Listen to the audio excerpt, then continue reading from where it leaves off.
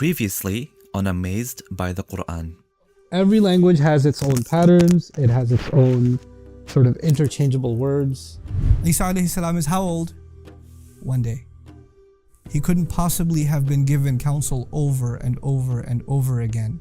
He's only been given counsel to pray and give charity one time. So he says, Awsani bis salati was zakati. 23 years of an oral revelation, and the only time the pattern is broken is when the one-time advice is given.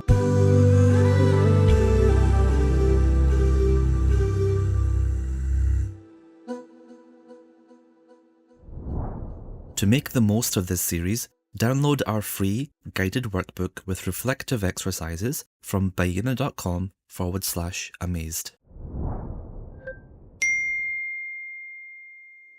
Assalamu alaikum, Ustad.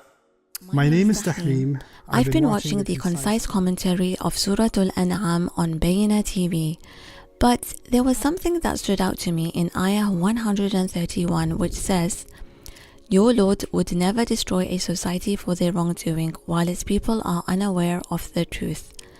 And the same line is said in Surah Hud, Ayah 117. But the difference is, in Surah Hud, Allah says ma kana, and in Surah Al-An'am, Allah uses lam yakun. Since they both mean was not, what's the wisdom behind Allah using different words in each sentence?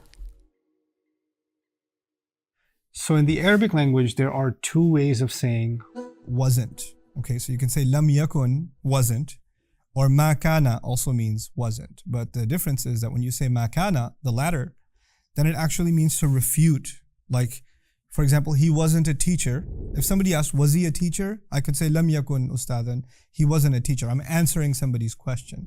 But if somebody makes the false claim, he was a teacher, and I go after them and say, no, you're wrong. He was definitely not a teacher. You are wrong about that, sir.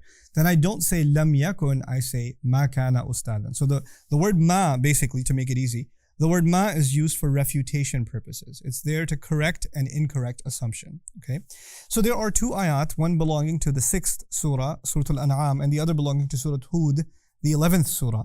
Very similar ayat. أَلَّمْ يَكُنْ رَبُّكَ ذَلِكَ أَلَّمْ يَكُنْ لَمْ يَكُنْ رَبُّكَ مُهْلِكَ الْقُرَى. And the other مَا كَانَ رَبُّكَ لِيُهْلِكَ الْقُرَى. Allah was not one to destroy towns. Both in English translation say, your master was not one to destroy towns. Okay, but in one of them he says, lam yakun, wasn't. And the other he says, ma kana, he wasn't at all one to destroy towns. In other words, in one he's simply making a statement of fact. He wasn't one to destroy towns. And in the other one he's refuting someone and telling them he wasn't one to destroy towns at all. So why refute one in one case? It's the same exact statement. Why make it refutational in one context and make it simply a matter of fact in the other? You'll notice in Surah Al-An'am where he just states it as a matter of fact. It's not even a debate with someone. He's not correcting anyone. It's actually a scene describing Judgment Day. On Judgment Day, all arguments have come to an end. There's nothing to refute. It's all fact now.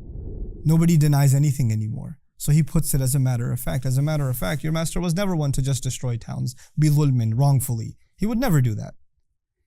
On the other hand, if you study Surah Hud, it's actually talking about a debate happening between the believer and the disbeliever in this world, where the disbeliever is making a claim that your God destroys nations wrongfully.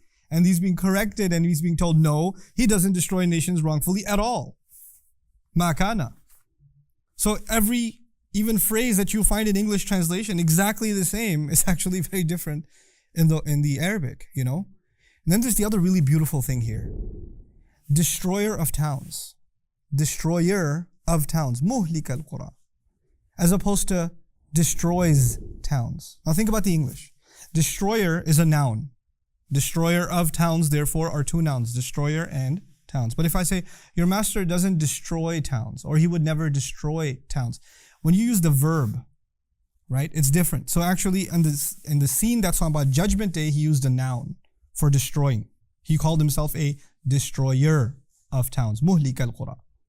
But in the scene that's describing this world, he says he destroys towns. He used a verb. Now what's the difference between a noun and a verb? A noun is permanent, set, unchanged, immobile. And a verb is shifting. Like a verb is an act that's taking place or might take place. But it's not a constant. It's incredible that for Judgment Day he used the noun, because just like a noun is set, immobile. It is the decisions on Judgment Day that are set and immobile. But in this world, there are nations that may rebel against God, but they might find their way back. Allah's decision about them hasn't been set in stone. They still have a chance to earn forgiveness. He didn't condemn anybody and make any nation God-forsaken, as the term is used. Nope. The verb is used to suggest that in this world, people have a chance to change. Entire nations have a chance to change. Allah will never destroy a nation wrongfully.